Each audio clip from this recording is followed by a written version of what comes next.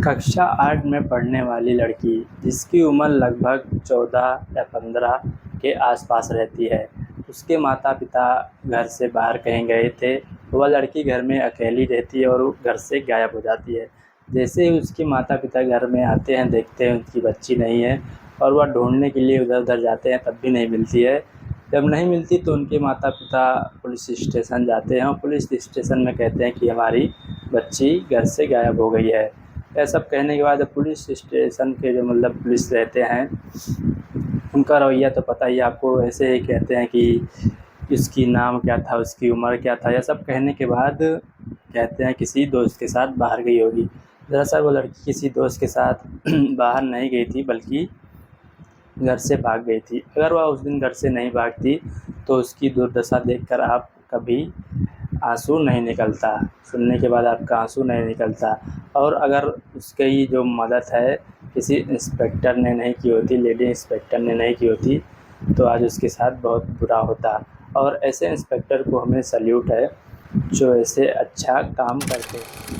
दोस्तों, यह कहानी शुरू करने से पहले आप सभी से एक छोटी सी रिक्वेस्ट है। अगर आप सभी लोग चैनल पे नए हैं तो चैनल को सब्सक्राइब, वीडियो को लाइक और वीडियो को ज़्यादा से ज़्यादा शेयर करें, ताकि जो आरोपी है उनको जल्दी से जल्दी सज़ा मिल सके और जो पीड़िता है उसको जल्दी से जल्दी इंसाफ मिल सके। दोस्तों, ये कहानी शुरू होती है राष्ट्रीय राजधानी जो कि नई दिल्ली से। राष्ट्रीय राजधानी नई दिल्ली से यह कहानी शुरू होती है। उसी का एक थाना लगता है कमला नगर। कमला नगर थाने में 16 और 17 जुलाई को वहाँ की चौकी इंचार्ज और एक एसआई और एक कांस्टेबल बैठे हुए थे कुर्सी पे, आराम से अपना बातचीत कर रहे थे। उसके बाद जो ये चौकी इंचार्ज रहती हैं तो कहती हैं चलो चलते हैं हम लोग आज कमला मार्केट को ही थोड़ा घूम के आते हैं। तो लोग कमला मार्केट जब जाते हैं तो वहाँ पर जाने के बाद जो वहाँ का एक कोठा होता है, जीबी रोड जो होती है, वहाँ पर जाती हैं, कोठा नंबर 59 के पास। वहाँ पर जाती हैं और अचानक उनका वैसे ही मन किया, चली जाती है घूमने टहलने के लिए। उसके बाद वहाँ पर जाने के बाद जो वहाँ की कोठे की मालकिन होती है वो कहती है, मैम आप यहाँ इतनी रात में धंधे के टाइम पे आप क्यों आ गई हैं? तो कहती है बस मेरा मन कर रहा था इसलिए हम आ गए। तो वहाँ पर जो सारी लड़कियाँ थी, एक एक करके सबको बुलाया जाता है, देखा जाता है। लेकिन जैसे ही एक ही कमरे का जो दरवाज़ा बंद था उसको खोला जाता है तो वहाँ पर देखती हैं एक कस्टमर रहता है, एक लड़की रहती है। तो लड़की को देख के उनको थोड़ा अजीब लगता है। जब उस लड़की को देखती हैं तो जो चौकी इंचार्ज रहती हैं किरण सेठी, उनको कुछ अजीब सा लगता है। तो जो वहाँ की कोठे की मालकिन होती है उनसे पूछती हैं कि ये लड़की नई दिख रही है, नई लग रही है। तो जो कोठे की मालकिन होती है चौकी इंचार्ज से कहती है कि नहीं मैम, आप गलत समझ रही है, तो बहुत दिनों से है, आपकी नज़र नहीं पड़ी होगी इस पर। तो जो चौकी इंचार्ज थी उनको थोड़ा शक हुआ, तो उन्होंने तुरंत जो है फॉरेंसिक अपने टीम को कॉल किया और टीम जैसे ही वहाँ पर पहुँची उसको ले गए अस्पताल में। जब उसका चेकअप किया गया तो वह उसकी उम्र लगभग 14-15 साल के आसपास थी। वहाँ से लड़की को लाया जाता है और उससे पूछताछ की जाती है बहुत ही प्यार तरीके से। उसको भूख लगी रहती तो खाना पीना खिलाया जाता है। तो उससे पूछताछ की जाती है तो पता चलता है कि वह उत्तर प्रदेश से रहने वाली है। हम आपको ज़िले का नाम नहीं बताएंगे, वरना लड़की की जो पहचान है उजागर हो सकती है, थोड़ा उसे दिक्कत हो सकती है। इसलिए वो उत्तर प्रदेश की रहने वाली है। वो बताती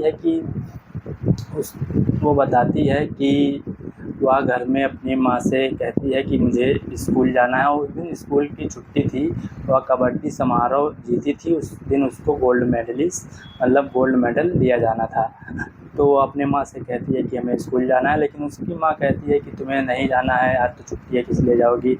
उन दोनों के बीच बहस होती है। तो एक कमरे में उसकी माँ उसे छोड़ के चली जाती है और घर में कोई और नहीं रहता है। तो लड़की थोड़ा गुस्से में हो जाती है और गुस्से से घर से बाहर जाती है। और जब घर से बाहर जाती है तो वहीं बगल में ही थोड़ा दूर चलने पे एक रेलवे स्टेशन था। रेलवे स्टेशन पर जाकर वह लड़की बैठ जाती है और रोने लगती है। रोते रोते एक ट्रेन आ जाती है तो उसी ट्रेन में लड़की जाकर बैठ जाती है। जैसे ही उस ट्रेन में लड़की बैठती है, उसी के सामने एक व्यक्ति बैठा रहता है जो कि उस पर ध्यान देता है, जो कि लड़की रो रही थी। तो उससे पूछता है कि तुम क्यों रो रही हो? तो लड़की पहली बार में जवाब नहीं देती है। फिर उसके वो जो आदमी था वो जाकर कुछ खाने पीने के लिए उस लड़की के लिए लाता है, उसको खिलाता पिलाता है और बहुत ही प्यार से पूछता है क्यों रो रही हो? तो उसने सारी जो घटनाएँ थी, ऐसे-ऐसे हमारी माँ जाने नहीं दी मुझे, गोल्ड मेडल मिलने वाला था, ऐसे-ऐसे पूरी कहानी बताती है। कहता है कि तुम्हारे ही उम्र की मेरी बेटी है, वो जो कि ऑफ़िस में काम करती है, तुम उसके साथ जाना, थोड़ा तुम्हें और भी अच्छा लगेगा, उसकी सहेली बन जाना। यह सुनकर लड़की सोचती है कि चल अच्छा हुआ मैं घर से बाहर आ गई, मतलब घर से भाग गई। तो वह जो आदमी था उससे बहुत घुल-मिल जाता है। तब लड़की उसी के साथ उसके घर पर जाती है। उसी के साथ उसके घर पे जाने के बाद लड़की को भूख लगी रहती है। तो जो आदमी था खाना देता है, लेकिन खाने में कुछ नशीला पदार्थ मिला देता है। पदार्थ मिलाने के बाद जो लड़की थी एकदम नशे में, एक प्रकार से कह सकते हैं, थी। वह विरोध करने की हालत में नहीं थी, वह कुछ करने की हालत में नहीं थी। तो वो जो आदमी था उसके साथ शारीरिक संबंध बनाता है, गलत काम करता है। ऐसे करते-करते उसने 3 दिन उसके साथ गलत काम किया। गलत काम करने के बाद वह सोचता है कि अब इसे कहाँ बेचा जाए, क्योंकि वह एक दलाल था, ऐसे ही लड़कियों को बहला-फुसला कर बेचता था और गलत काम करता था। तो उसने कोठा नंबर 59 पर गया और वहाँ की जो मालकिन है उनसे बात की और उनको बहला-फुसला कर कहा कि मेरे पास लड़की है जो कि देखने में बहुत खूबसूरत है, बहुत अच्छी है। उसके बाद वह लड़की को लेकर जाता है और 60,000 में बेच देता है। 60,000 में बेचने के बाद जब वह लड़की को मालकिन के हवाले, कोठे वाली जो मालकिन रहती है उसके हवाले करता है, तब वह लड़की की उम्र थोड़ा कम लग रही थी, लेकिन उसके शरीर के हिसाब से उसकी उम्र थोड़ा ज़्यादा लग रही थी और उसको हार्मोन्स की सुई वगैरह लगाकर उसको मतलब उम्र और भी एक प्रकार से कहें बढ़ाने की कोशिश की गई। उम्र नहीं बढ़ी, लेकिन मतलब शरीर के जो सारे पार्ट्स हैं उसको बढ़ाने की कोशिश की गई। उसके बाद इस लड़की को रखा जाता है। 10-15 दिन के बाद इसके पास ग्राहक आने लगे थे। इसके साथ बहुत से ग्राहक ने शारीरिक संबंध वगैरह सब बनाने लगे थे। हालाँकि पुलिस कई बार इसी बीच कोठे पे गई, लेकिन जैसे ही पुलिस जाती थी तो इस लड़की को कहीं और छिपा दिया जाता था, किसी कमरे में बंद कर दिया जाता था। उसके बाद उस दिन जब किरण शेट्टी जी थी वो गईं, तो अचानक उनका मन कर दिया और इस लड़की की किस्मत थी कि आज उसको किसी ने बचाने आया। जैसे ही वह गई और वहाँ पर पता चला कि ऐसे ऐसा बात है, तो उस लड़की का जब आधार चेक किया गया तो लड़की की एज तो 18 प्लस दिखाई थी, लेकिन ये आधार नकली बनाया गया था। और ऐसी 2 लड़कियाँ वहाँ पर मिली जिनका आधार नकली बनाया गया था, लेकिन उम्र उनकी 14-15 साल के आसपास थी। उसके बाद जो आधार जिसने बनाया था और जो कोठे की मालकिन थी और ये जो जिसने रेप किया, जिसका नाम ऋषि था, ऋषि को भी अरेस्ट कर लिया जाता है, उनके खिलाफ़ मुकदमा दर्ज कर दिया जाता है और उन दोनों लड़कियों को बचा लिया जाता है।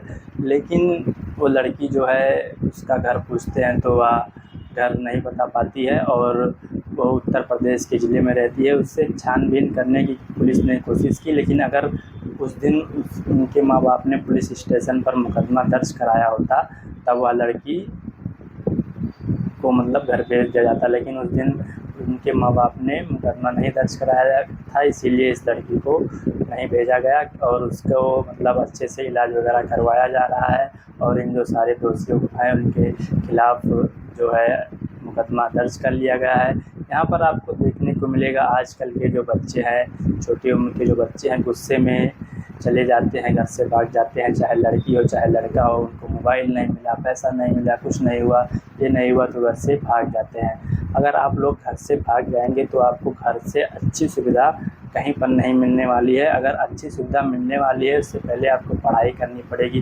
पढ़ाई करके आप अगर नौकरी वगैरह कहीं पाते हैं तो आपको अच्छी सुविधा मिलेगी। नहीं तो जो घर में मिलता है वो समझ लीजिए सबसे अच्छी सुविधा है। अगर आप लोग कहीं बाहर चले जाएंगे तो देख सकते हैं हमारे आज के जीवन में, दुनिया में ऐसा क्या क्या कांड देखने को मिलता रहता है।